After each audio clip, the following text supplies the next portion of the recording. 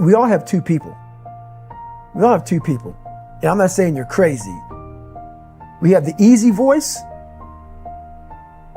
That's that voice that we all love.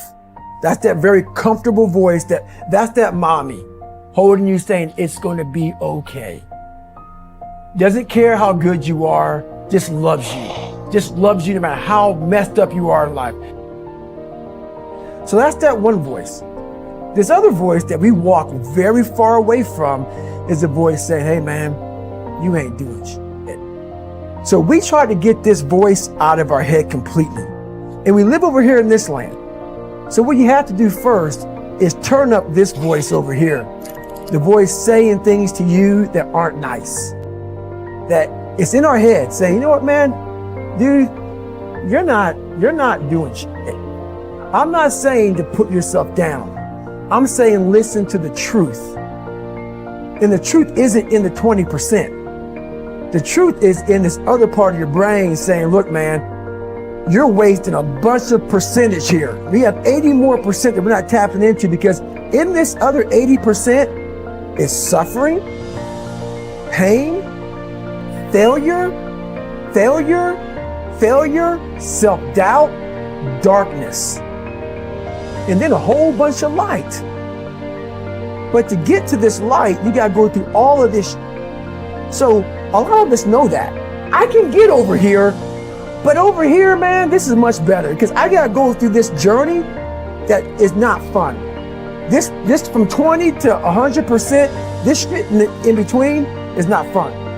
So we decide to live over here.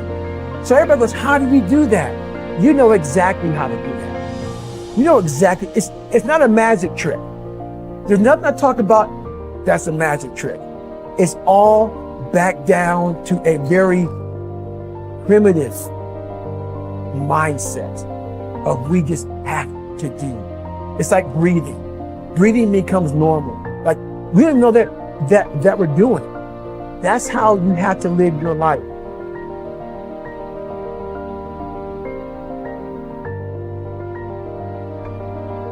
When that alarm clock goes off at 4 or 5 in the morning, your mind says no. You just say, it's just what we do.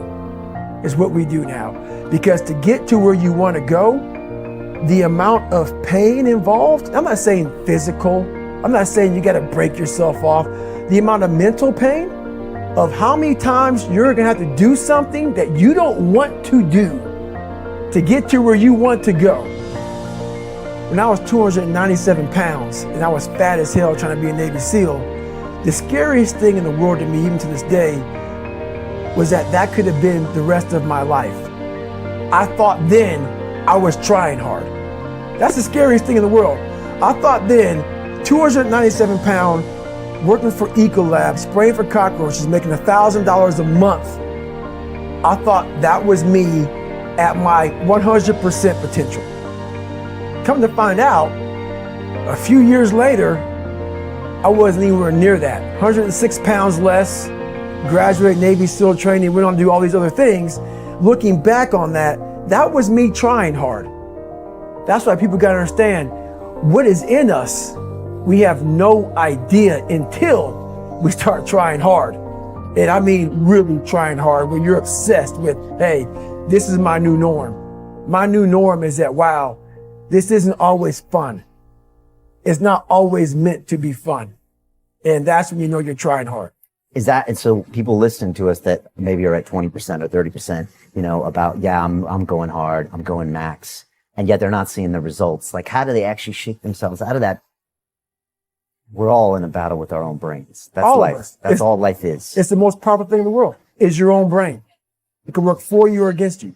And as opposed to focusing on all those bad things that happened, all the things you didn't have, the people that called you names, all the stuff in Brazil again, and you start thinking, wait a second, I just visualized this, and now I can take it to the next level, because the visualization got you through SEAL. It did.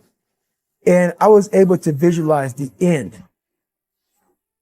So when I was 297, and I was all fat and out of shape, and I couldn't run a quarter mile, and I was drinking milkshakes and eating boxes of donuts, I visualized, man, how would it feel? For a brief moment, so there was 22 guys that graduated. I watched this segment on TV about these guys going through Navy SEAL training. And I couldn't even, I wasn't a great swimmer. I was afraid of the water, all this crap, man.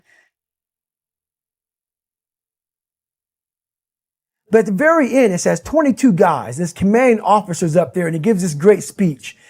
I was like, man, I wonder. So I started visualizing me being the 23rd guy in these dress whites, sitting there with these guys, getting that Navy SEAL, graduating this Navy SEAL training. I was like, God.